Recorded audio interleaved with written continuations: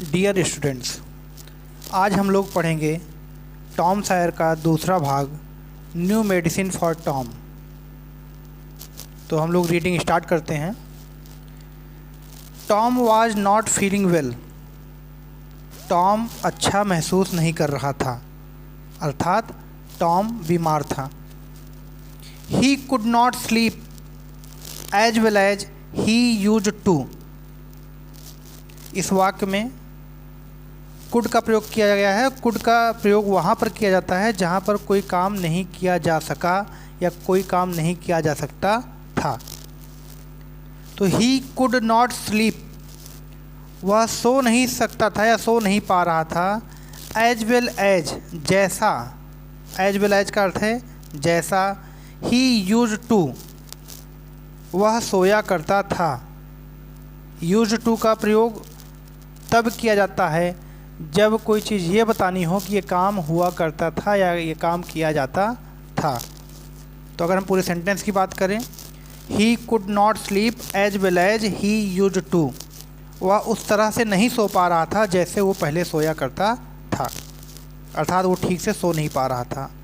He could not eat as much as he use to, वह उतना खा नहीं पा रहा था जितना वो खाया करता था, अर्थात टॉम अच्छा महसूस नहीं कर रहा था, न वो ढंग से सो पा रहा था और न वह ढंग से खा पा रहा था। He did not want to run away from school, वह स्कूल से भागना भी नहीं चाहता था। Sometimes he did not want to play, कभी कभार तो वह खेलना भी नहीं चाहता था। He was troubled and sad, troubled का अर्थ होता है परेशान होना। वह परेशान था और दुखी था। The boy is ill, aunt Polly thought, aunt Polly ने सोचा कि ये लड़का बीमार है। I must give him some medicine, मुझे इसे कोई दवा ज़रूर देनी चाहिए। दरअसल जब आंट पॉली ने टॉम का बिहेवियर बदला हुआ देखा कि टॉम जिस प्रकार का बिहेव पहले किया करता था, जिस तरह शरारतें किया करता था, अब ना वह शरारत कर रहा था ना उसका व्यवहार उस प्रकार से था, तो उसकी दशा को देखकर आंट पॉली ने सोचा कि ये लड़का बीमार है और इसे दवा ज़रूर देनी चाहिए। Aunt Polly was fond of all kinds of medicines. Fond of का अर्थ होता है शौकीन या शौक रखने वाला। Aunt Polly was fond of all kinds of medicines, aunt Polly सभी प्रकार की दवाओं की शौकीन थी, अर्थात आंट पॉली को दवाओं के बारे में जानकारी रखने का शौक था। She had a lot of books on this subject, उनके पास इस विषय पर बहुत सी पुस्तकें भी थी। कौन से विषय पर? दवाओं के विषय पर, अर्थात उनके पास बहुत सी किताबें ऐसी थी जिनमें दवाओं के बारे में, नुस्खों के बारे में जानकारियाँ दी गई थीं। हर न्यूएस्ट आइडिया वाज दिस, उनका सबसे नया विचार ये था कि, इस सेंटेंस में न्यूएस्ट का प्रयोग हुआ है जो कि न्यू का सुपरलेटिव डिग्री है। न्यू का अर्थ अगर नया होता है, न्यूयर का अर्थ होता है ज़्यादा नया, न्यूएस्ट का अर्थ होता है सबसे नया।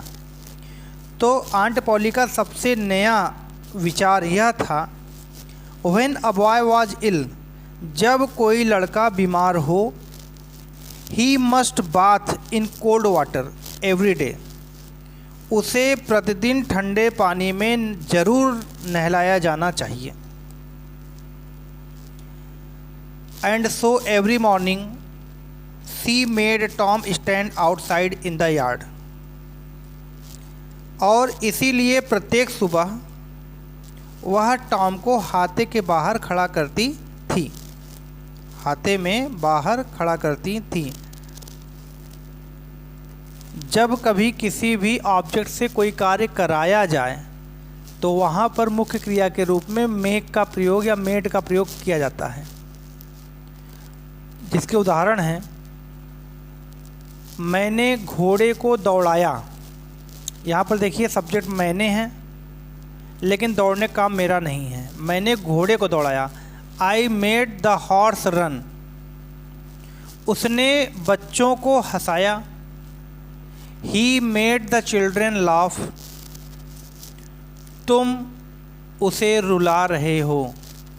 You are making him cry. उसी प्रकार से यहाँ लिखा है कि she made Tom stand outside in the yard. उन्होंने हाथे में बाहर टॉम को खड़ा किया। Then she threw ice cold water over him. तब उन्होंने टॉम के ऊपर बर्फ़ के जितना ठंडा पानी फेंका। आफ्टर दैट, उसके बाद, she wrapped him in a wet sheet. उन्होंने टॉम को एक गीली चादर में लपेट दिया। And made him lie in bed, और उसे बिस्तर पर लिटा दिया। Tom did not get better. Tom अच्छा नहीं हो सका। He got worse. उसकी तबीयत और ज़्यादा ख़राब हो गई।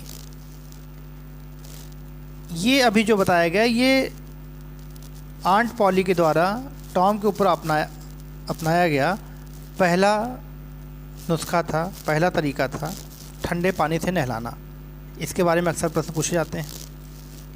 जब ठंडे पानी का असर नहीं हुआ, उसकी तबीयत और ख़राब हो गई, तो क्या हुआ आगे देखते हैं। Aunt Polly tried a new idea. Aunt Polly ने एक नया तरीका अपनाया। उनको एक नया विचार आया। She threw hot water over him instead of cold. Instead of का अर्थ होता है के बजाय या के स्थान पर। उन्होंने ठंडे पानी के स्थान पर गर्म पानी उसके ऊपर फेंका। That did not help Tom either. इससे भी टॉम ठीक नहीं हो सका। At this time aunt Polly heard about a new medicine. Aunt Polly ने एक नई दवा के बारे में सुना। It was called pain killer.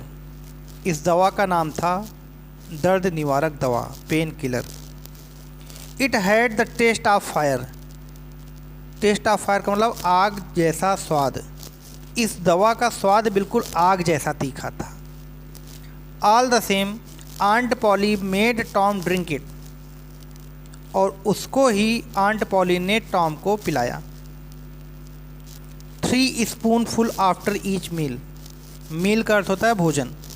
प्रत्येक भोजन के बाद 3 चम्मच भरकर टॉम को पिलाया। Tom hated it. टॉम इस दवा से घृणा करता था। When his aunt was not looking. जब उसकी मौसी नहीं देख रही होती थी, he quickly poured the medicine into a hole in the floor। pour का अर्थ होता है उड़ेल देना। quickly का अर्थ होता है जल्दी से। वह जल्दी से उस दवा को फर्श की एक छेद में उड़ेल दिया करता था। Tom was busy doing this one day। एक दिन टॉम यही काम कर रहा था। when the cat came in। जब एक बिल्ली अंदर आई। Tom poured some of the medicine into its mouth। Tom ने थोड़ी सी दवा उसके मुंह में भी उड़ेल दी। At once it jumped high into the air। तत्काल वो बिल्ली हवा में उछल पड़ी। It started dancing on its back legs।